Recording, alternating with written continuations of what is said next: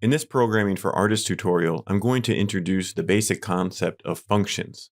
We've already used functions in many of the sketches and examples. We have the setup function, the draw function, the createCanvas function, the background function, the circle function, the line function. All of these are functions. But what does it mean to be a function? If we look at the p5.js reference, it says a function is a set of statements that perform a task. Seems simple enough? And then it continues. Optionally, functions can have parameters. Parameters are variables that are scoped to the function that can be assigned a value when calling the function. Multiple parameters can be given by separating them with commas. What does that mean? Well, let's go back to our editor. Here we have createCanvas 600, 600. This is the function, and then these are the parameters, and they're separated by a comma. So what this function does is create a canvas 600 by 600 pixels. Background, right now, only has a single number as a parameter, and that means it makes a grayscale. If I change this number to having 3, it suddenly becomes a very red background. I can make the background even darker by having this number be 20, or I can increase it to be even more green. Now, background has 3 parameters separated by commas. Text size is a function that sets the size of the text on the screen, currently is only having 1 parameter. Text has 3 parameters: what the text should display, and then the x and y coordinates where it should start. So 50 over, and then height divided by 2. The syntax of a function is to declare it by saying function, then the name of the function, and then parentheses, and then inside it putting the parameters that you want for your function separated by commas, then curly braces, and then what you want to do.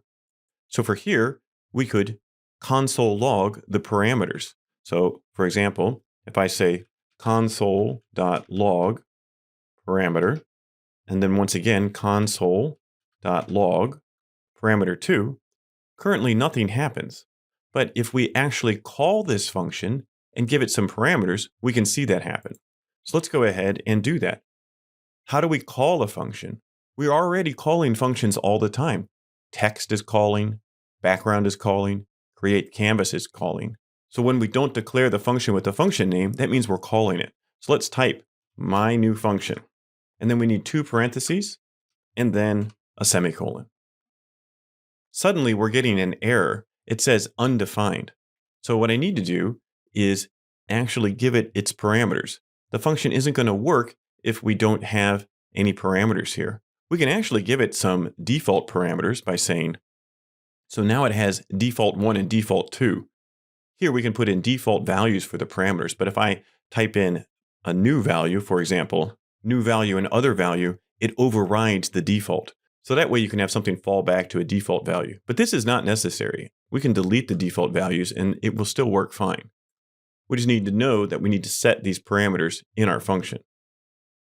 Right now, this function is being called over and over and over and over again in the function draw. If I only wanted to call it once, I could put it in function setup.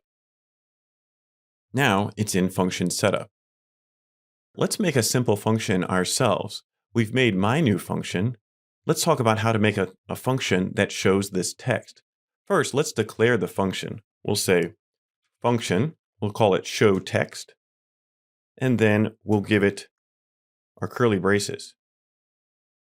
What we need to do is put our do stuff. So let's go ahead and copy this code.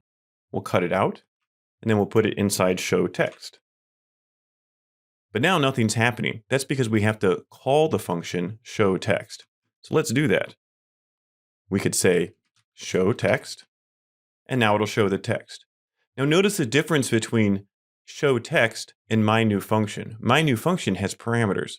Parameters are not necessary. We don't have to have any parameters in our function, and we'll talk about another video how we can just use functions to organize our code. We can also use functions for functionality, but they can just be containers that help organize everything.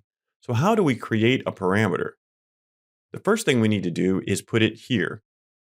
Made a parameter called text to display. But nothing's happening. That's because this text to display is then not used in the function.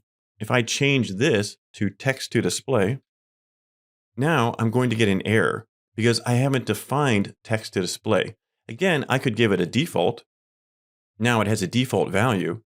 In case I forget to put something in show text, now I can put functions back and we have the same code. But what's nice about this is I can change the text that I want to show there.